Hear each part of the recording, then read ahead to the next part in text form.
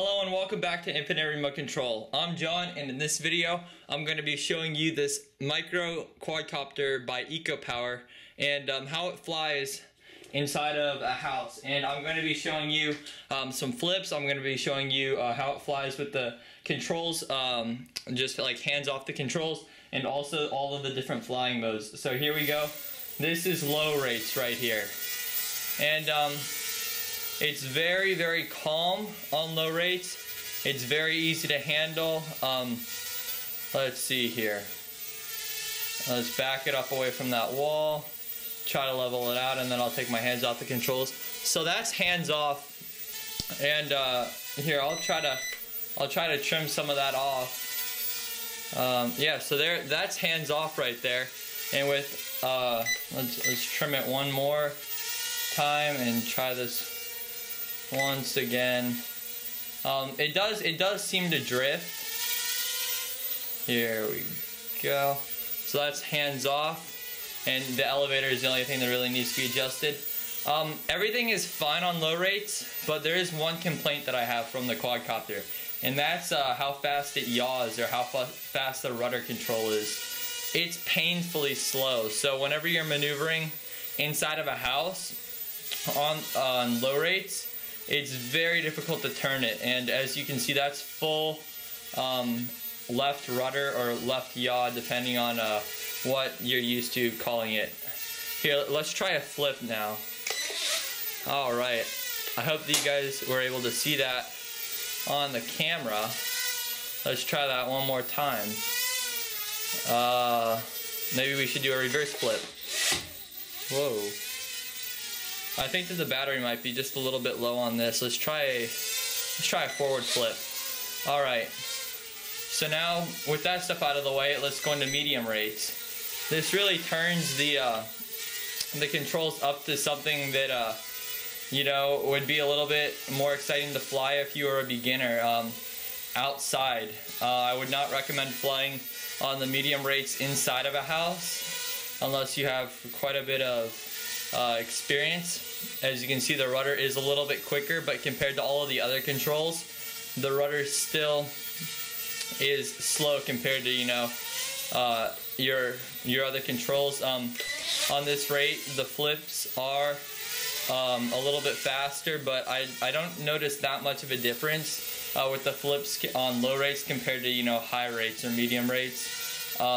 It's just a little bit harder to actually get it back to a stable flight after the flips. Now let's go ahead and turn it on to high rates. This is definitely not recommended to fly indoors, even if you are very good at flying, but I still just want to show you guys. So that's, as you can see, the controls are very, very reactive, but again, the rudder, it's slower than what, you know, a Traxxas or a Hubsan micro quadcopter would be in terms of the rudder and the yaw rate.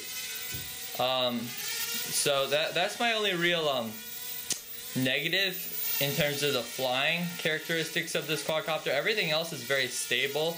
Here, let me turn it back to low rates for the remainder of the flight. Yeah, the LEDs, here, let me turn it around for you. This may take a while, I mean, as you know. Alright, as you can see, you have those nice LEDs on the front, and they're good for orientation, but they're not exactly great. I know that the new Hubsan comes with 6 total LEDs, 1 on each motor, and then again the 2 within like the kind of cockpit area of the quadcopter. So it's a lot easier to see in the night, and I also have a Hubsan, so you know I could attest to that. But it doesn't exactly make this quadcopter impossible. I was flying it on New Year's at, you know, 12 o'clock midnight, and you get to the point where you will not see it, and then all you have to do is you just have to use your rudder and you know, just start spinning it until you can see those LEDs, and once you can see those LEDs, you just do full forward and bring the quad right back to you. So it does get a little bit scary, and I wouldn't recommend flying this outside. in the dark, but it is still fun whenever you're inside because those LEDs will light up the front two blades and will reflect off of the white color of the blades. So it is easy to fly inside, just not outside when it's dark. And I will have outdoor footage of this quad. It's very, here, that's hands off, as you can see. Oh, all right, those flashing LEDs means the battery is out, guys. All right, well, so that concludes the flight test. And as you can see, that was only 5 minutes worth of flight. And that wasn't even all that hard.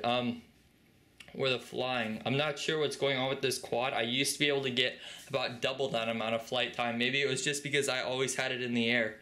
But yeah, I hope that you guys enjoyed the video, and I hope that this video was able to help you decide whether or not this quad is right for you. Make sure to check out the review when I upload it, and talk to you later.